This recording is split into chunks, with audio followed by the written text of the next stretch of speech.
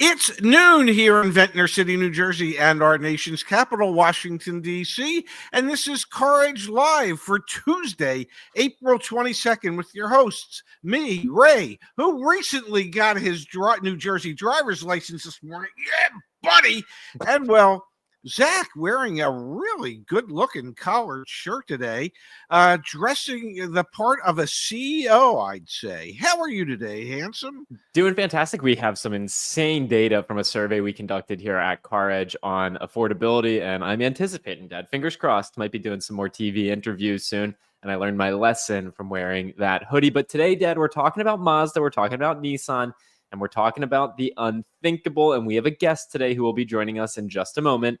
But before we turn to our guest, a friendly reminder, CarEdge.com. 5.5 years ago now, my dad and I started working on CarEdge.com to help you get the best deal and save thousands of dollars, all sorts of free resources and services to help you get the best deal possible. Check it out, folks, CarEdge.com. Then, Dad, today we have a great guest, Joe Lewis from JC Lewis Mazda. Joe, pulling you up to the top there. I'll pull up the JC Lewis Mazda website really quick. You've been on the show now, what? This is your third, fourth appearance? I think it's about his 30th.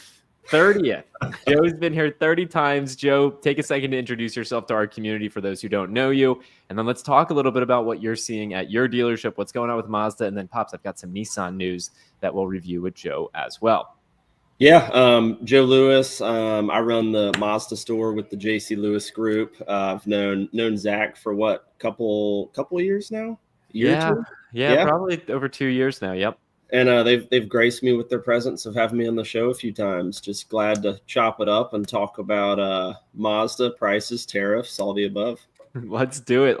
Pops. What's your burning first question for Joe? I know you two were chatting before we hit the go live button. Not us. My burning question to Joe was, has April followed up the way March finished? Because March was a pretty strong month across the board in the new car sales. Have we seen that same momentum through the first 21 days of April? Good question. I would say the first 15 days, no. But it was the same way as it was in March. The first half of the month was average, a little bit slow, and then we saw that second half pick up. And that's been true this month too. The last 5 days, like I was telling you, has really picked up. So it's kind of brought us from a average mediocre month to it's looking like a pretty decent month.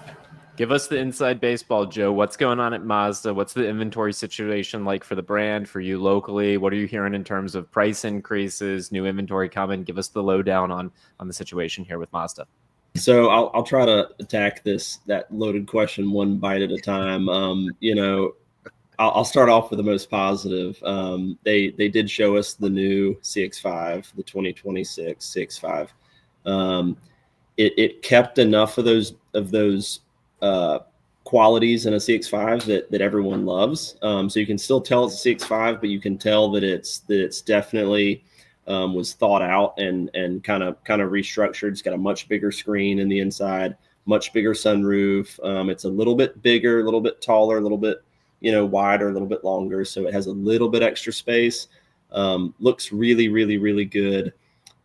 They talked about not wanting to be one of the first manufacturers that raises their hand and says, hey, we're going to increase prices because of tariffs. So one of the things I was telling Ray when before we started was they've decided to completely take care of April's tariff costs. And that's going to cost Mazda $175 million just for the month of April.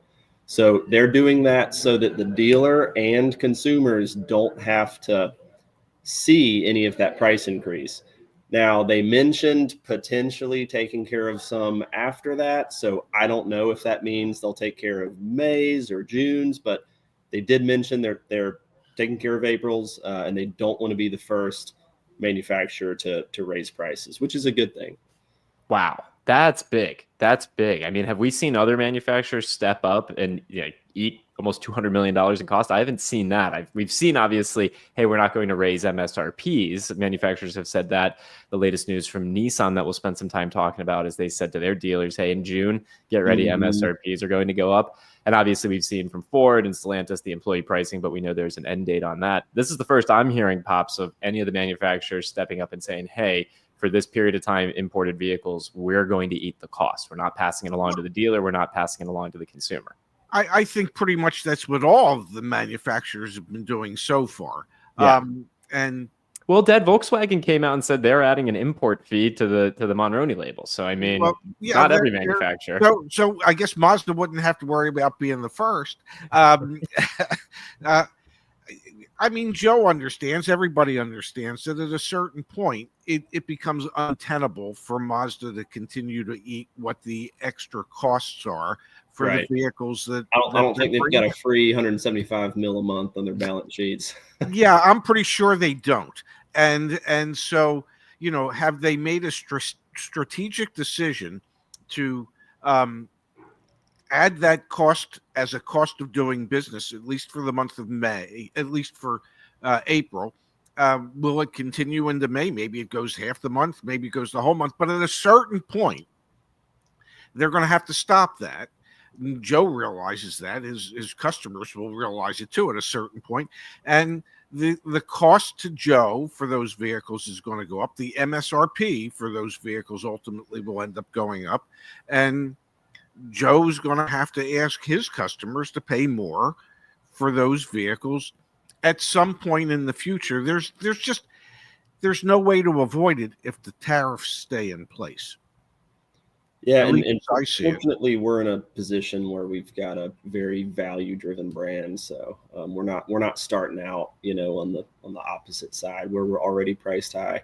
That's one of the good things. The other good thing is not only did they, eat the prices in April, but I was talking to Ray before too about how they just adjusted interest rates, special interest rates on I'm not going to say all, the majority of new cars.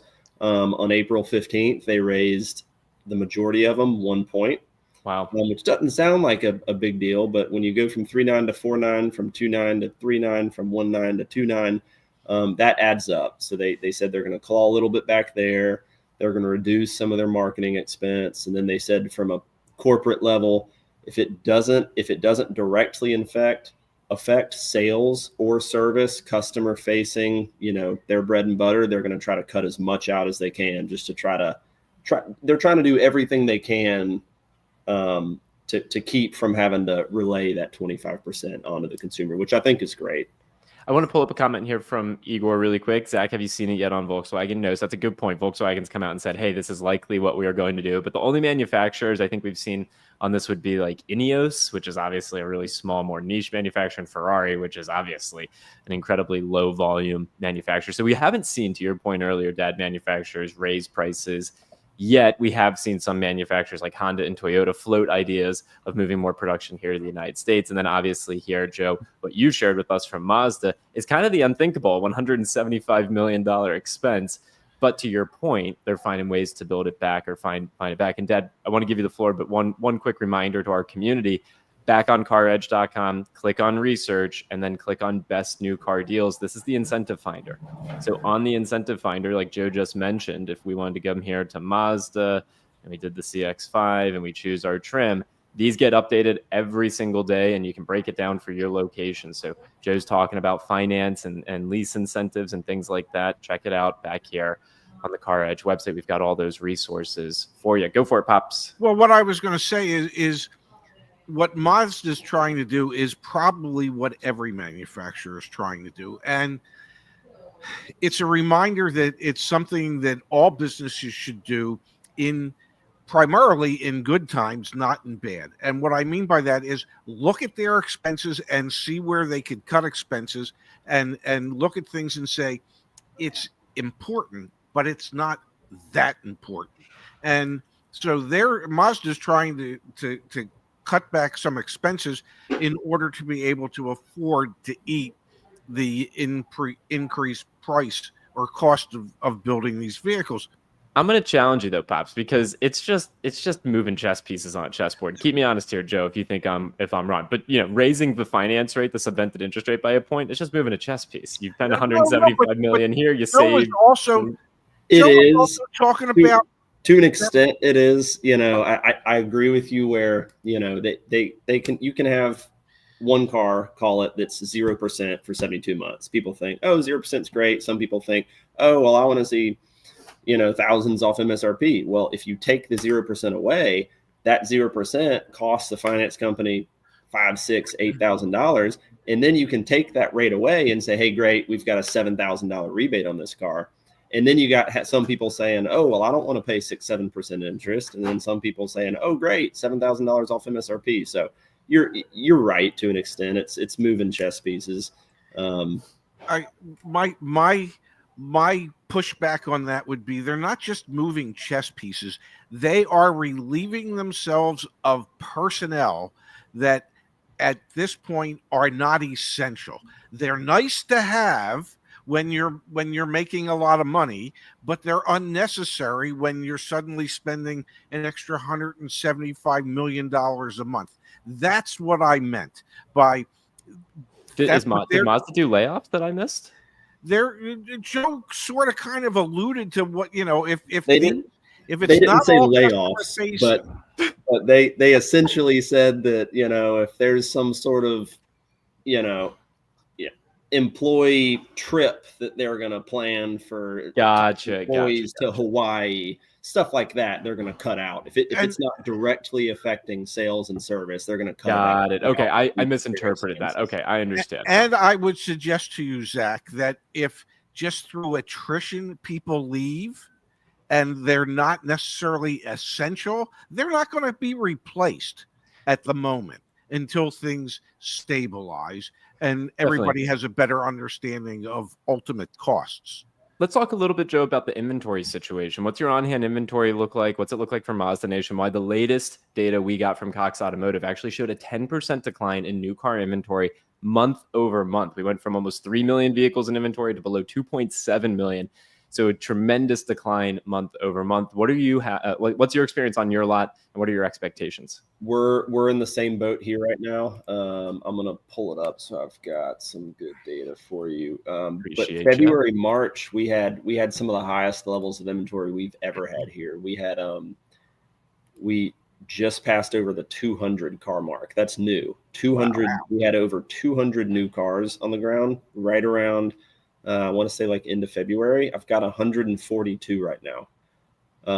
So we're definitely over that 10% number. But 200 is a little more than I'd like. 142 is a little less than I'd like. So I mean, we're still in a good range. I like to have 2 to 3 months supply. We sell 60 to 70 new a month. So this 142 puts me just over 2 months. And a friendly reminder, Joe is with JC Lewis Mazda. So if you're down there in Savannah, Georgia, if you're anywhere nearby, check out their website, JC Lewis Mazda. We've been working with Joe for years. Joe doesn't pay us a dime to come on the show here. We don't pay Joe a dime to come on the show here. We just appreciate the good work that they do for the CarEdge community. So if you got 142, maybe you could be the customer that gets them down to 141. Go for it, Dad. Well, I want to ask, has Mazda cut back their allocations at all, or are you getting the same type of replenishment allocations that you had in the past? Our last couple allocations have been a bit smaller. Our last three allocations ago was one of our biggest. But do they expect that to continue, or? We haven't gotten a ton of details on that. Mazda's fiscal year just ended in March. Okay. So that was, I think, a reason why one of the last allocations was really, really big. They wanted to release, get all the cars onto the dealer grounds as they could. But yeah, the last one or two have been a bit lighter than normal. I want to ask one more Mazda related question, and I'd love to turn to the used car market and get your pulse check on that. Joe, if I'm a customer out there and I'm thinking about a Mazda, is there a particular make and model, or I guess model I should say, that's been sitting a little bit longer, that's not moving fast, bigger incentives? Like, where do you see the value in the Mazda lineup right now?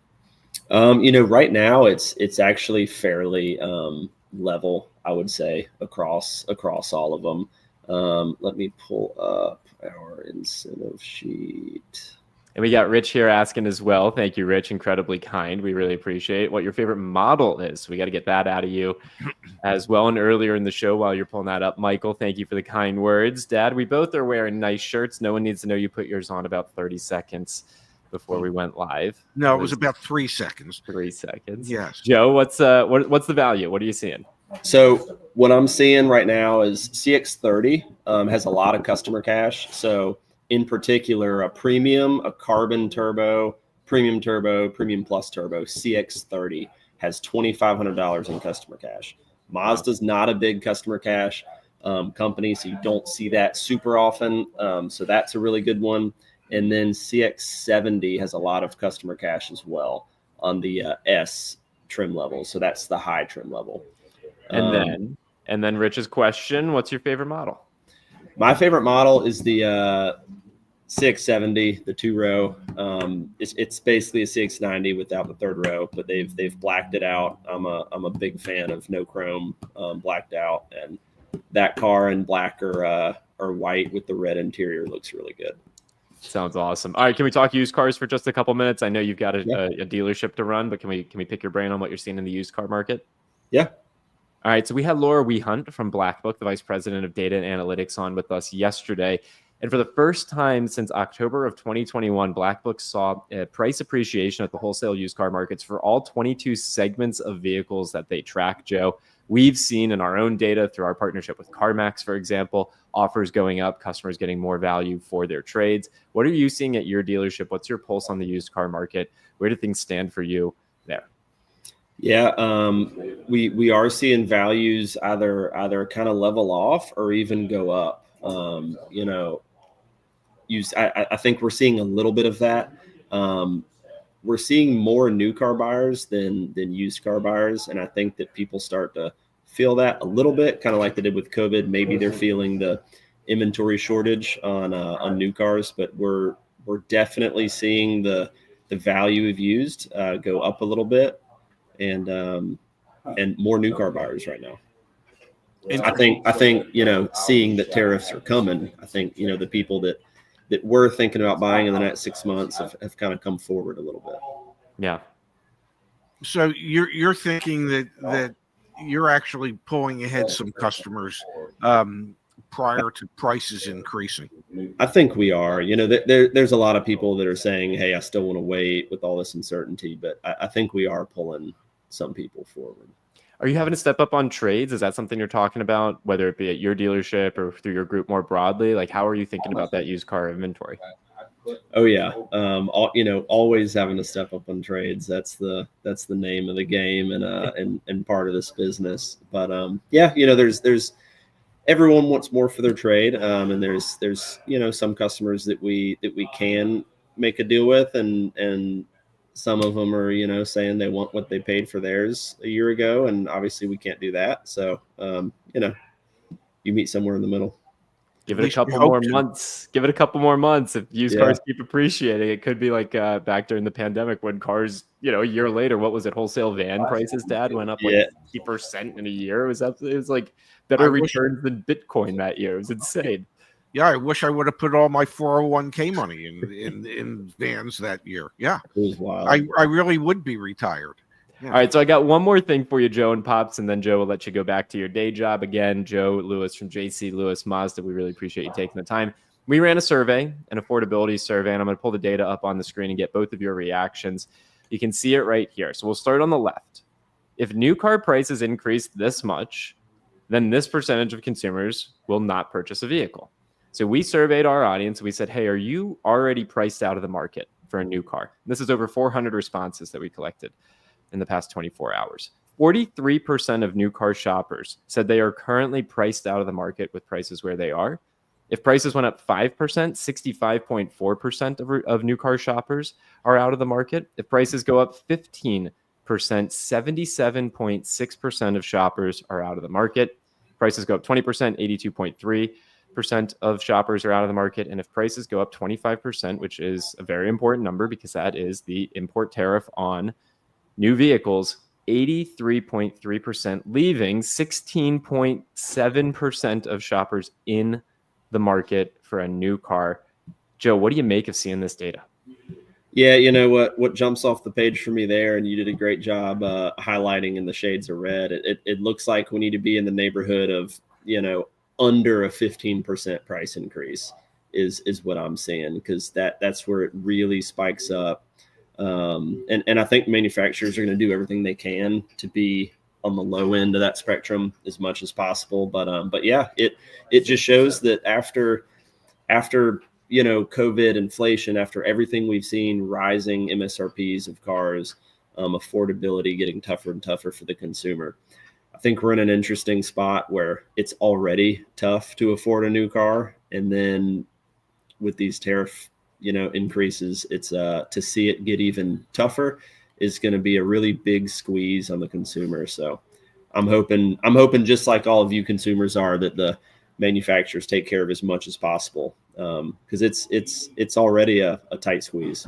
What do you think, Pops? I'm using the word hanging on a thread is what goes through my head when I look at something like this. What do you think, Dad? I look at it and I find the number 43% of people saying can't, not interested, thought about it, no longer thinking about it.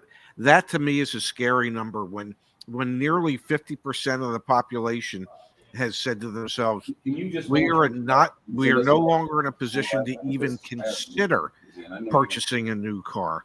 And then just 5% brings it to 2/3. Yeah. I mean, those two numbers to me are staggering.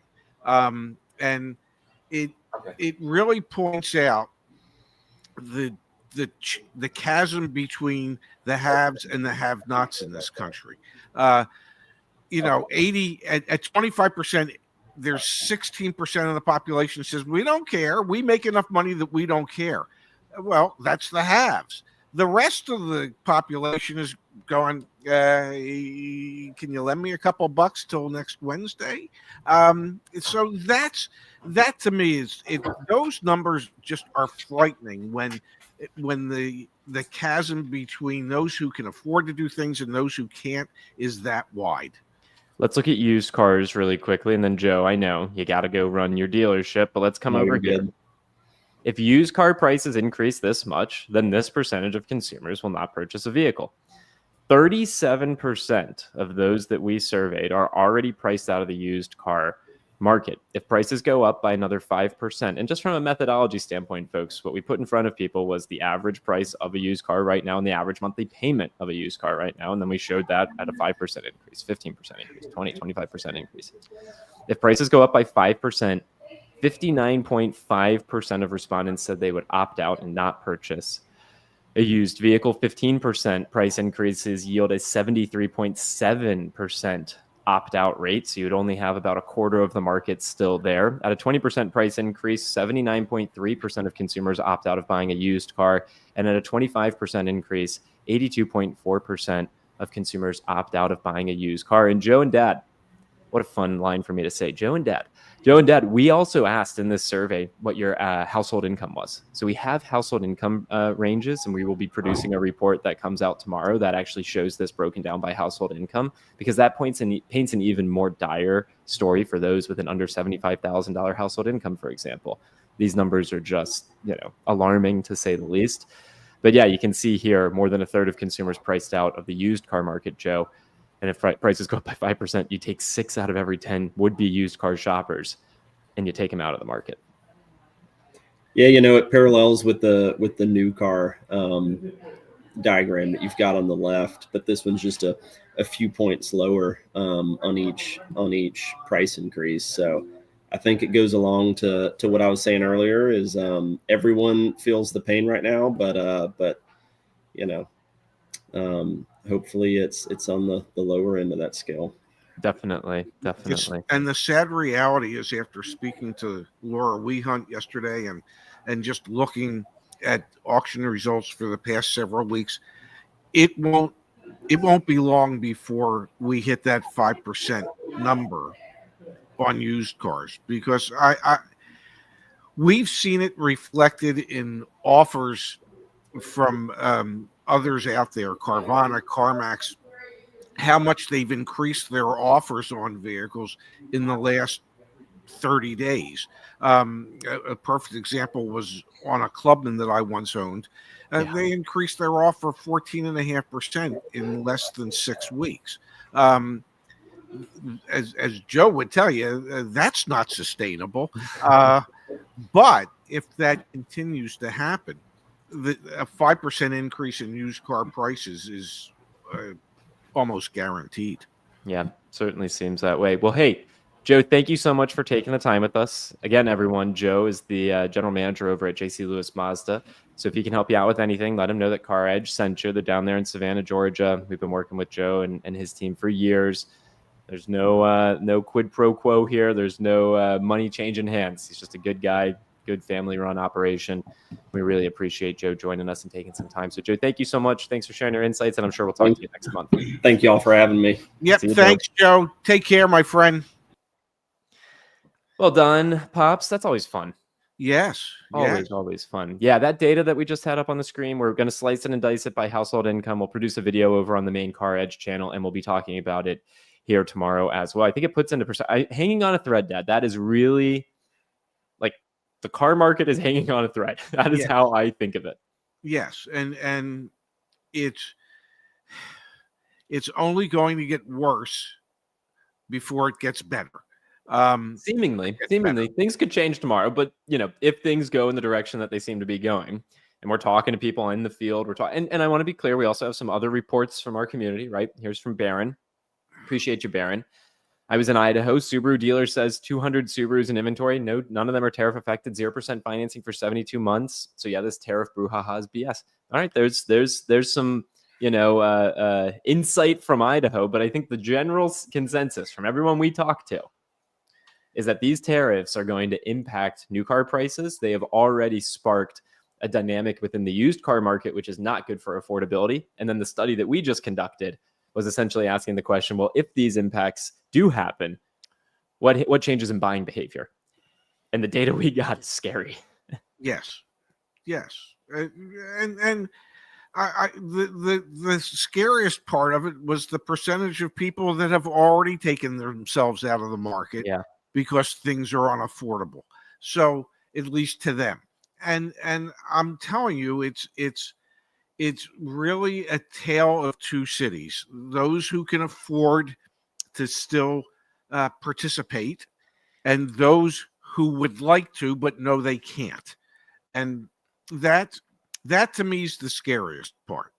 And I want to be clear, our response to all of this has been the largest promotion we've ever offered back on CarEdge.com. 25% off our car buying services, as well as 25% off CarEdge Insights. Okay, so we've got 25% off across the board. Check it out back at CarEdge.com. This is the only way we know how to show up in a situation like this. Is things getting more expensive? Cool. Let's try and help as much as we possibly can. Dad from Core Guy in the chat. Thanks, Core Guy. Always good to see you guys. Also, fun fact, if your Mazda VIN has an L in the 8th digit place, it means it doesn't have the cylinder deactivation feature. Interesting. I did not know that. That's a fun fact I'm taking to my next bar night, Dad. I'm gonna be like, let me write that down. Yeah, I wanna remember that one. Damn, Core Guy. Thank you. L in the 8th spot. Okay. We've got from Michael P. Thank you, Michael. Really appreciate it. It seems like the OEMs need to return to simplicity, reliability, and affordability. I like those three. Bring back naturally aspirated engines, no turbos, etc. Folks won't be able to repair autos after 3 to 5 years of ownership. Yeah, I mean, we've been yelling and screaming for simpler, more affordable vehicles. But Dad, I don't know if you saw the comments on yesterday's video over on the CarEdge main channel talking about Mitsubishi, and all the comments were, well, no wonder Mitsubishis aren't selling their crap. And it's like, if it gets you from point A to point B, if that's all you can afford, whether it be highly underpowered or not, if that's all you can afford and it makes sense affordability wise, I mean, I can't begin to tell you. I could probably look it up. I can't begin to tell you how many Yugos were sold in this country. And Yugos, when they first came out, I equated them to, that is the Bic Click of automobiles. When that Bic Click ran out of ink, you threw it away. And when that Yugo broke down, you left it on the side of the road and never to see it again. So, yeah, it was a poor quality vehicle, but it was cheap and people could afford it. And sometimes we have to realize as consumers that we should only buy what it is that we can afford. And if what it is that we can afford is not necessarily as good as the more expensive stuff, so be it. That's what we can afford. We need to figure out how to live within our means. Get excited for Mitsubishis, folks. Or obviously, we're talking about Mazda today. Mazdas are relatively affordable. What's your monthly payment, Dad, on your Mazda lease? $374. Pretty good, man. Let's come here from Matthew. Always great to see you in the chat, Matthew. Thank you for being with us. Ray, they say they can't, but when they sit in it, they'll sign up for additional dealer markups, 72-month extended warranty, and 96 months financing at 12%. When it blows up at month 73, they'll wonder why they're broke. Stop buying. This is why CarEdge exists. I want to be very clear. My dad sold cars for 43 years, saw all the horror stories, tried to help people not make those mistakes. Let us guide you. Go to CarEdge.com. Here, the most amazing thing from working on the sales floor and working as a sales manager was a customer stuck on a payment. Right? I'm telling you, he won't go more than $375 a month. We slice and dice rates. We slice and dice profits. Whatever we get to the $375 a month. Okay? Send them back to F&I Finance to finish the paperwork. Comes out with a payment of $525 a month. He wouldn't go over $370. He saw value in that extended warranty, and he liked the dent and ding repair, and he liked the tire and wheel. It was absolutely amazing to me how stuck somebody could be on a payment, and how that payment went sky high once they were in finance. It's just amazing. So yes, Matthew, you were 100% correct. And again, I'm going to keep harping on it. Go to CarEdge.com or Google search CarEdge, click on research. From here, you have all the tools you could ever need to navigate the car buying experience on your own and get a damn good deal. It literally says get the best deal. Car buying guide, black book, OTD calculator, community, dealer reviews, deal school, email templates, dealership script. Like, it's here. It's here. So there is no justification, no rationale to not be informed, educated, and empowered. Right now is probably the most important time to be educated, empowered, informed. It feels like, I didn't even pull up the Black Book report today, but they're talking about how this feels like a rerun of a movie we watched at the beginning of the pandemic. That was the last time it was this volatile in the market, seemingly. From Core Guy, thank you, Core Guy. Zach, is it possible to create a tool in CarEdge that would auto-scrape car values from KBB, NADA, Edmunds, Carfax, and make it available to communities so they could use it for used car negotiations? Like, maybe? I'm pretty sure we would be getting some strongly worded letters from those companies. We've talked to each of these organizations. We have a pretty good relationship with Edmunds. We have a pretty good relationship with the Carfax team. We've talked to the NADA before. They don't necessarily love us, but we're trying to make sure that they understand that we are pro good outcomes and not necessarily anti-dealer. But, NADA is a little bit of work. Some of our videos don't necessarily paint dealers in the kindest light, with good reason, with very good reason. And KBB, they want to charge you an arm and a leg to access their data because it's Cox Automotive and they're a monopoly. So, maybe Core Guy, but I don't think that's something realistically without doing some kind of shady stuff that ultimately ends up getting us some strongly worded letters. I don't know if we'll be able to deliver that. We do have the used car buying guide back on CarEdge.com though. So if you select a used car you're interested in from the car search, there's a buyer's guide that gives you all sorts of market insights to help you negotiate. May I say one thing? Go for it, Ted. I have had just the most incredibly busy morning. Okay, so let's give Michael props really quick for your watch matching your shirt colors, and then story time. Okay, well, thank you, Michael. And it's a cheap ass watch. It's a Swatch, so it wasn't expensive. So I was out of my apartment by 7:40 to get the motor vehicle so that I could finally get my Jersey license, because allegedly they had sorted out all the issues that they had with their software so that they could actually give me something. Then I came back home. I went out later. I went to the Acme, came back home, put all my stuff away, and there wasn't that much stuff. And then I went over and got a haircut at Steve's barbershop. And today I had a new stylist. Dara was her name. And I thought to myself, wait a second. That's my daughter's name. What a lovely name. And so I've had a haircut already this morning. The washer's going. I am so busy, ladies and gentlemen, and it's nice and warm and sunny. And I'm thinking there's some quality time to be spent in a zero gravity chair a little later this afternoon. Look at Pops having an incredible Tuesday, April 22nd. So glad to hear that. Pops from Blank J. Not catching me on that one. Yeah. Thank you for the incredibly generous contribution. Last post, and I'll see you guys next car. Oh, this is emotional. Did great on a Mazda CX-50 hybrid. Bigger takeaway this time around was how far apart different dealers were. Some were stuck at $1,500 off MSRP, while others were twice that. Stay well. That is fantastic to hear. And I just want to remind Blank J that we do have a resource back on CarEdge.com for owners, people who have purchased a vehicle. Add your vehicle to the CarEdge garage and track its future value. Please add your vehicle here, track its future value, put in your financing information, see when you're going to break even, track that vehicle, track the likelihood of a major repair, track the annual estimated maintenance and repair costs, all sorts of great information, as well as compare auto insurance quotes. It's really important to shop those. So Blank J, we got a solution for you, even though you, not buying another car anytime soon. Add your car to the CarEdge garage. It is 100% free. Just go to CarEdge.com and then click on What Is My Car Worth? And have some fun with that. And Pops from Charlie's Hamburgers. It's, as a true Philadelphia, the Acme supermarkets are a local chain. And if you're from Philadelphia and you had a Kodak camera that had real film in it, you would say, I'm going to the Acme to get my film developed. Okay? Acme had an extra A in it, Acme, and film became film because, well, that's just the way Philadelphians speak. Absolutely, folks. Yes. Absolutely. Well, Dad, I just saw it in the chat. I think today is Earth Day. So happy Earth Day. It's a great day to be sitting outside and enjoying the sun. Yeah. I hope you go enjoy that. Put on your sunscreen, please, Dad. Please wear some sunscreen. I'll think about it. Yes. Fingers crossed. Fingers crossed. Yeah. I think I'm having a good hair day.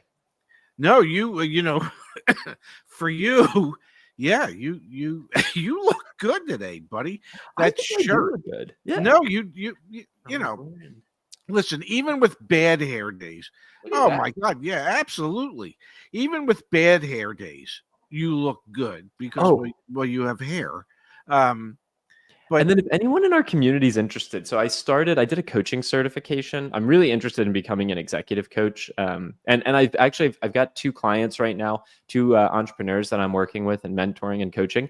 And I added, Dad, to my personal website, chefska.com. I added that photo that Candace took of me rock climbing. I still can't believe how muscular I look, man. I cannot get over this. I'm telling you, if you Dad, I have such body dysmorphia. I had no clue I have muscles like that. This is awesome. Well, I just want to say, if you post that on Tinder, I'm not on Tinder, but okay, or Hinge or whatever. Oh my God, Hinge either. Your phone would be going off like every 8 seconds. With girls swiping to the right and going, yeah, okay, I'd like to meet those muscles. I'm feeling good today, man. I'm feeling good. I'm feeling really good. Well, really nice. we're happy for you that you feel happy and pleased with your look, because AI is incredible nowadays. That is not AI, Dan. Wow. Yeah, they can. But if anyone's interested, if you're an entrepreneur, you're interested in coaching, I have an incredible executive coach. About 6 months ago, maybe 8 months ago, she inspired me to go take my coaching certification. It's really awesome. So if I can help you out in any way, I'd be super interested to learn more about your business. From Michael, thank you, Michael. Pants, no shorts, like a true boss. Zach, nice, appreciate that. Michael. All right, Dad, I'm going to go look at more photos of me shirtless from my rock climbing trip because it's doing something for my ego that feels really healthy and really important. And celebrate. I'm sure it's important, but it's probably not healthy. I'm teasing. Thank you, everyone. for being a part of our show today. A true and genuine thanks to Joe from JC Lewis. He's got a dealership he's running, but he's making time for us. Dad, enjoy your time outdoors. I'm going to do the same. Much love, and see you tomorrow. Absolutely love you, and thank you everybody for being here today. We look forward to seeing you back here tomorrow, because God knows what we'll be talking about.